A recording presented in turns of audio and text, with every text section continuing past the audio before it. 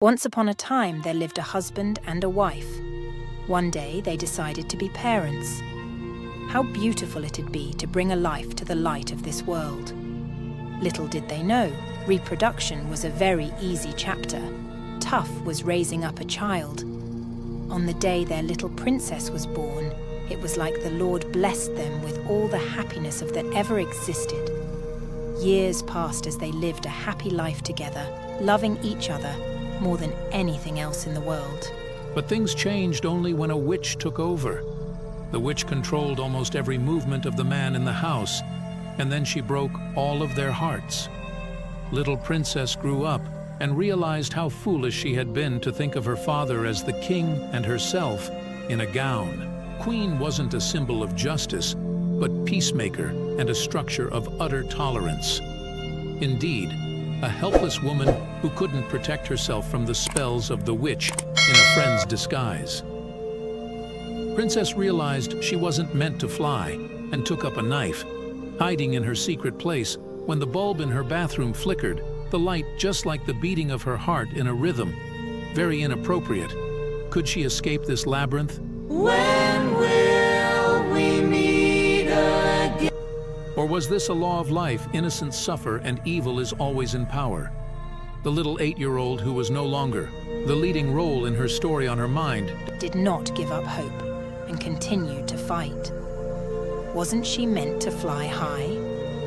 Consuming all the power from all the world's prayers to let her win, she destroyed the evil witch's spell. But the good is often interred with the bones, but the evil lives long. The impact never left her life, neither the fears of her mother. She wanted them to be separated, just like in the theaters.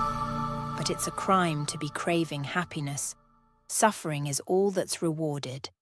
So here they all are one day. No.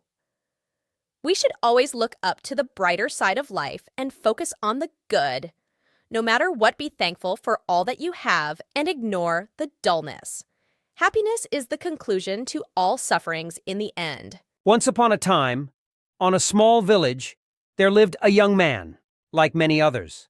Starvation was knocking on everyone's door, but he decided to challenge adversity. Alone, with his hands working together, no machinery. He went to the local craftsman and showed him his work. Beautiful handcrafted boots. Keep doing your work, young man. The boots are perfectly made. Once upon a time, there lived a girl called Clara. Her mother loved her deeply and granted her every wish. "I want to learn how to skate," she once said. "Of course, my dear, you shall do." Her mother answered and caressed her daughter's long, fair hair. "And my winter coat is to be red, because I love cherries," the girl demanded. As she woke up the following day, everything had already been brought to her. Clara refused to eat breakfast, but instead she put on her new clothes and fairy shoes, as she decided to call it, and headed toward a frozen lake nearby. The weather was glorious that day.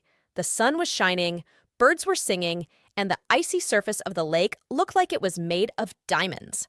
Clara took a first step on it. Everyone who had seen her at that moment could have said the girl had a natural ability. Clara was blithe.